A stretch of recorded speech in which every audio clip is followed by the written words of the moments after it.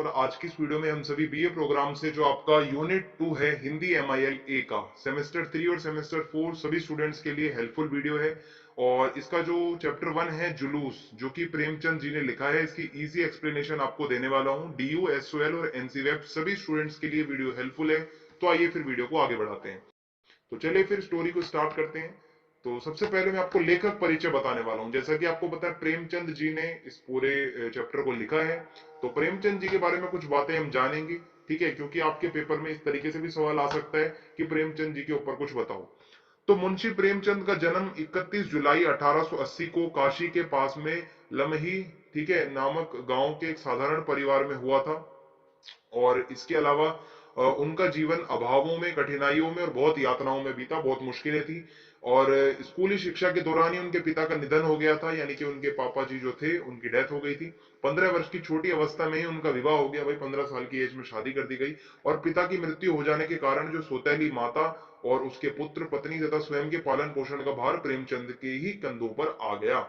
सो आर्थिक परेशानियां भी थी, पारिवारिक परेशानियां भी थी, लेकिन फिर भी उन्होंने अपनी बीए पास कर ली, ठीक है। और उन्होंने अंग्रेजी भाषा का भी अध्ययन किया और उसके बाद कुछ दिनों तक ये स्कूलों में अध्यापक के तौर पर भी रहे। और इसके अलावा शिक्षा विभाग में ये सब डिप्टी इंस्पेक्टर भी बने रहे। और कुछ दिन बाद इन्होंने क्या करा, असहयोग आंदोलन में भी जो है मतलब काफी इंटरेस्ट दिखाया, जिसकी वजह से इन्होंने अपनी सरकारी नौकरी को छोड़ दिया और इसी तरह साहित्य में ये लिखते रहे। फिर क्या है, हिंदी साहित्य में देखो, ये प्रेमचंद के नाम से नहीं लिखते थे, इनका नाम धनपत राय था जो इनका असली नाम है।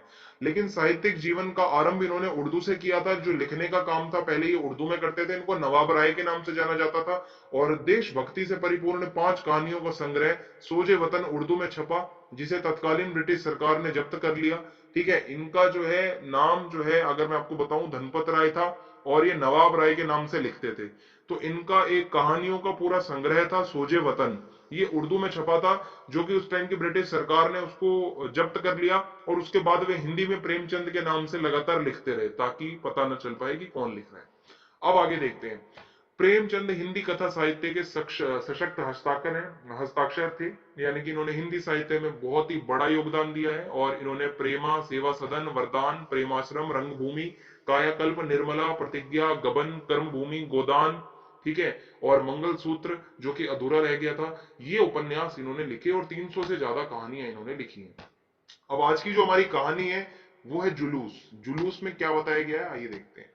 जुलूस कहानी प्रेमचंद द्वारा रचित देशभक्ति की भावना और स्वाधीनता आंदोलन से संबंध एक सशक्त कहानी है। जिस टाइम पे हमारा स्वाधीनता आंदोलन चल रहा था, इस कहानी में 4 अंश हैं, 4 पार्ट में ये कहानी चलती है, जो पाठक को केवल बांधे ही नहीं रखते, बल्कि स्वाधीनता आंदोलन के परिवेश को भी दिखाते हैं, किस टाइम पे मतलब हमारा स्वाधीनता आंदोलन कैसा था।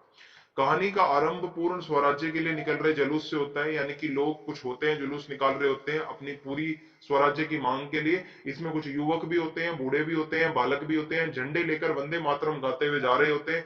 और इन्हें देखकर शंभूनाथ अपनी दुकान में खड़े दीनदयाल से कहता है कि ये सब काल के मुंह में जा रहे हैं, ठीक है। शंभूनाथ एक कैरेक्टर है जो कि अपनी दुकान में खड़े दीनदयाल नाम के आदमी से कहता है ये सब काल के मुंह में जा रहे हैं। यह सुन दीनदयाल का मानना है कि इन जलूस से कुछ होने वाला नहीं है भाई, यदि ऐसे आजादी मिलनी होती तो कब की मिल जाती। इसमें कुछ ही लोग हैं जो कि दिखने में लफंगे और सिरफिरे लगते हैं। शहर का कोई बड़ा आदमी इसमें नहीं होगा, सारे लफंगे हैं, ठीक है। और इन दोनों की बात सुन के मैकू हंसता है। और इसका कारण पूछे जाने पर मैकू कहता है कि बड़े आदमी कभी जुलूस में नहीं आते, वे तो बंगलों महल में रहकर मोटरों में घूमते तथा दावतें खाते हैं। फिर क्या होता है, आगे देखते हैं। जबकि इन लोंडो जैसे आम आदमी जुलूस में जाकर डंडे खाते हैं और घूमते फिरते हैं। तो ये जुलूस निकल रहा होता है। वहीं शंभू का मानना है कि इन लोंडों से कोई फर्क नहीं पड़ने वाला, यदि 4 बड़े आदमी आगे आ जाएं तो सरकार पर धाक जमती है।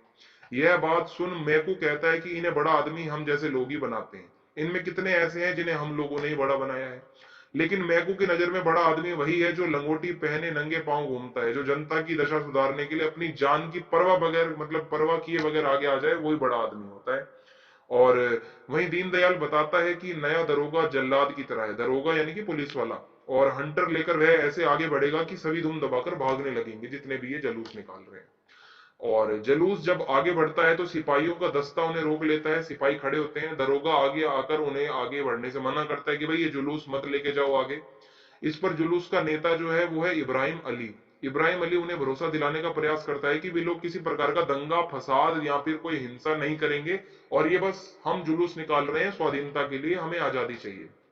जब दरोगा बीरबल सिंह उन्हें आगे बढ़ने नहीं देता तो वे सभी वहीं बैठ जाते हैं भाई। और उनका कहना है कि वे अब वापस नहीं जाएंगे, उनकी मंशा गुलामी की जंजीरों से मुक्त होना है, यानी कि वो लोग सभी आजाद होना चाहते हैं। बीरबल ग्रेजुएट था, जिसके पिता सुपरिटेंडेंट पुलिस थे, ठीक है। जो दरोगा है उसका नाम बीरबल है, वो ग्रेजुएट था। उसकी नस नस में रौब भरा हुआ था। वह डीएसपी के घोड़े को आते देख अपनी बेंत निकालता है और तथा लोगों पर चलाने लगता है, और अन्य पुलिस बल भी घोड़े से भीड़ पर वार करते हैं, यानी कि लोग जो जुलूस निकाल रहे थे वो पिटने लगते हैं। एक बेंत इब्राहिम अली को भी लगती है, जिससे वह गिर जाता है तथा सभी पर वार किया जाता है। 10-12 मिनट तक भीड़ पर डंडे बरसते रहते हैं, लेकिन लोग शांत हो जाते हैं। फिर इस घटना का प्रभाव दूसरे अंश में दिखाया गया है। अब होता क्या है, मारपीट जब होती है तो भाई खबर बाजार में पहुंचती है, कई लोगों के हाथ पैर टूट जाते हैं। यह देखकर मैकू चला जाता है। दीनदयाल भी वहां से जाना ही ठीक समझता है भाई। तो जो लोग कुछ देर पहले तमाशा देख रहे थे, वे सभी लोग घटना को देखकर चले जाते हैं, और भीड़ में उत्साह धीरे धीरे बढ़ने लगता है, और वे घायल होने के बाद भी आगे बढ़ते जाते हैं। उधर डीएसपी के साथ हजारों की संख्या में पुलिस बल, भाई पुलिस वाले खड़े थे।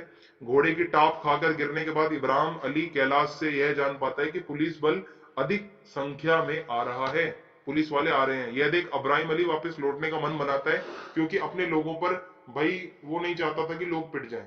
तो सभी लोग फिर वापस लौट जाते हैं। फिर क्या है, कहानी का तीसरा अंश इसमें यह बताया गया है कि 3 दिन बाद जो है फिर क्या होता है, बीरबल सिंह अपनी पत्नी मिट्ठन से बात करता है। बीरबल एक और डीएसपी के आने के कारण जुलूस को रोका जाना जरूरी था, यह बात कहता है। तो दूसरी ओर उसकी पत्नी का मानना है कि जुलूस पर डंडे और बेंत नहीं चलाना चाहिए था। भाई बीरबल तो फंस गया बंदा, डीएसपी आ रहा है तो उसको डंडे भी चलाने पड़ेंगे। यहाँ पे इसकी पत्नी कह रही है कि जुलूस पे जो डंडा चलाया है वो तो गलत बात है। फिर क्या होता है, साथ ही वह ये भी कहती है कि तुम्हें लगता है कि डीएसपी साहब ने मेरा नाम नोट कर लिया है, ठीक है। तो लेकिन मिट्ठन को यह हंसी पसंद नहीं आती। तो इस तरीके से ये सब चल रहा होता है। उसका मानना है कि ऐसी तरक्की कोई तरक्की नहीं, बल्कि तरक्की देशभक्ति और लोगों की जान बचाने में है, उन्हें डंडे मारने में नहीं। समझ में आ रहा है आपको? तो वो यही कहता है कि भाई मतलब यहाँ पे भाई लोगों को डंडे मारना गलत बात है। ऐसा सब कुछ चल रहा होता है। तभी एक सरकारी चिट्ठी आती है, जिसमें एक और जुलूस में उन्हें रहने का हुक्म दिया गया है। इस पर मिट्ठन मजाक बनाती है कि यह जुलूस तो तुम्हें इंस्पेक्टर का पद दिलवा ही देगा। तो भाई मजाक उड़ाते हुए उसी की पत्नी उसको कहती है कि इस बार तो तुम भाई इंस्पेक्टर बन जाओगे। बीरबल को यह मजाक पसंद नहीं आता। यद्यपि वह पुलिस दरोगा है, किंतु उसमें भी देशभक्ति का भाव तो है भाई, ठीक है। लेकिन अब आगे क्या होता है देखते हैं। तभी बाजे की आवाज आती है, जो स्वराज्य के लिए हो रहे जुलूस की थी। यानी कि फिर एक जुलूस निकलता है, जो लोग अपनी आजादी के लिए आवाज उठा रहे थे बाजा बजाते हुए। सभी पुलिस वाले जो है मतलब जुलूस की तरफ आगे बढ़ने लगते हैं। एक और अंक गणित कंठों से वंदे मातरम की आवाज आती है, यानी कि लोग नारे लगा रहे होते हैं, आवाज कर रहे होते हैं वंदे मातरम वंदे मातरम। और असल में यह जुलूस एक शहीद के मातम का था। एक शहीद हो जाता है जिसका मातम लोग मना रहे थे, जिसकी यही इच्छा थी कि मरने के बाद गंगा में स्नान करवाकर उसकी मजार पर स्वराज्य का झंडा फहराया जाए, ठीक है। और उस शहीद के इस जानने पर लाख सवा लाख आदमी इकट्ठे हो जाते हैं। बीरबल सिंह जुलूस के इर्द गिर्द फासले पर कांस्टेबलों की नियुक्त कर स्वयं पीछे जाने लगता है, यानी कि जो जुलूस के आसपास वो कांस्टेबल लगा देता है, और खुद बीरबल सिंह थोड़ा दूर हो जाता है। पिछली पंक्तियों में स्त्रियां थी, जिसमें एक कतार में मिट्ठन भी दिखाई देती है भाई। उसी जुलूस में इसकी खुद की पत्नी भी थी। ओके। इन्हीं कतारों में एक स्त्री पूछती है कि कहीं इन पर डंडे तो नहीं बरसाओगे। एक कहती है कि कोई आपके भाई बंधु ने इस शहीद को घायल किया था। मिट्ठन कहती है कि भाई ने नहीं, इन्होंने ही घायल किया था। यह सुन सभी आवेश और क्रोध से भर उठती है। भाई उसकी पत्नी बोल देती है कि मेरे ही पति थे। एक कहती है कि इस कार्य के लिए आपका सम्मान और यशोगान होना चाहिए। एक बुढ़िया कहती है कि तुम्हारे जैसे पुत्र के पैदा होने पर उसकी गर्दन ही मरोड़ देती अगर ऐसा मेरा लड़का होता। साथ ही वह उसे पेट का गुलाम कहती है। बीरबल सुन नहीं पाता और नारी द्वारा अपमान किए जाने पर ग्लानि के भाव से भरकर पीछे चला जाता है। उसको बहुत बुरा लगता है। उसके मन में यह आता है कि इन कामों के लिए उसे ही तैनात क्यों किया जाता है भाई, जहां पे कल को उसकी बुराई हो। क्या वह सबसे भाव शून्य है? क्या क्या उसे मिट्ठन के बारे में सोचकर भी बुरा लगता है, जो उसे बिना पूछे जुलूस में शामिल होकर उसे अपमानित कर रही है। उसकी खुद की पत्नी जुलूस में जाकर शामिल हो गई है, और उसी को अपमानित कर रही है, अपने पति को, कि भाई मेरे ही पति ने ये सब किया था।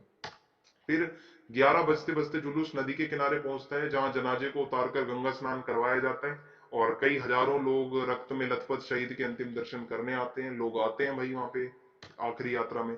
बीरबल भी जब उस शहीद को देखता है तो इसे डंडे का निशान स्पष्ट दिखता है, जिससे उसमें आत्मग्लानि होती है भाई, क्योंकि डंडा तो उसने भी मारा था बीरबल ने। तो उसे अपने वार में कर्तव्य पालन से कहीं ज्यादा स्वार्थ प्रतीत होता है। ऐसे में हजारों क्रोधित आंखें उसे देख रही थी भाई, लोगों का गुस्सा था इसके ऊपर। एक कांस्टेबल बीरबल की तारीफ कर शाहिद को सिरफिरा कहता है कि भाई ये जो शहीद है, जो हुआ है, ये सिरफिरा था, हमारे कांस्टेबल बीरबल अच्छे हैं। और या नहीं नहीं सॉरी, हमारे दरोगा बीरबल अच्छे हैं। यह सुन बीरबल आत्मग्लानि से भरकर अपने कर्म या कुकृत्य के लिए शर्म पर रोने लगता है। उसको जब ये सुनने में आता है कि भाई लोग कुछ कुछ इसी के कांस्टेबल इसकी तारीफ कर रहे हैं कि जो शहीद हुआ है वो तो अच्छी बात है, तो ऐसे में बुरा लगता है बीरबल को कि भाई ऐसा नहीं होना चाहिए था, मैंने गलत किया है। स्नान हो जाता है। चौथा और जो अंतिम अंश है इस कहानी का, इस समरी का, उसमें ये होता है कि शव को दफनाकर सभी लोग लौट जाते हैं। मिट्ठन बाई, जो मिट्ठन है भाई इसकी घरवाली, वो कुछ दूर तक जाती है किंतु उसका मन घर जाने को नहीं हो रहा था। उसमें पति के प्रति बहुत ही मतलब बुरे भाव आ रहे थे अपने पति के लिए। पर काफी देर तक वह पार्क में बैठी रही और उसके बाद इब्राहिम अली की याद आई थी। वह इन लोगों से कैसे बात करेगी। वह इब्राहिम अली के घर पहुंचती है और उसके बाद जिसकी अंतिम क्रिया हो चुकी थी, वह उसके घर पहुंचती है कि एक युवक वहां बहुत आंसू बहा रहा है। वह और कोई नहीं बीरबल सिंह ही था, जिसे न केवल गलती का एहसास हुआ है वरन देश के प्रति देशभक्ति की भावना भी जन्म ले चुकी है। ठीक है, यानी कि बीरबल को अब दुख भी होता है, उसके बारे में अब बातें चलती हैं कि भाई बीरबल ने देशभक्ति की भावना अब उसके अंदर आ रही है। यह देख जो मिट्ठन है वो काफी गर्व और उल्लास से और प्रेम का मिश्रित भाव उसके अंदर आता है भाई, कि मतलब कि अब कुछ अच्छी बातें हो रही हैं उसके पति के बारे में। और इस प्रकार ये हमें दिखाती है कहानी कि किस तरीके से स्वाधीनता आंदोलन में लोग अपने देश के लिए आवाज उठाते थे, डंडे तक खाते थे पुलिस के और प्रशासन के। और बीरबल जैसे लोगों की मानसिकता कैसे बदली जब कोई शहीद हुआ जुलूस के अंदर। तो इस प्रकार ही हमें जुलूस कहानी दिखाई गई है। अगर आपको कहानी अच्छी लगी हो तो चैनल को सब्सक्राइब करें, ज्यादा से ज्यादा वीडियो को लाइक करें और कमेंट में आप जरूर बताएं वीडियो कैसी लगी, और वीडियो को ज्यादा से ज्यादा शेयर कर दें। जय हिंद, जय भारत, बहुत बहुत धन्यवाद।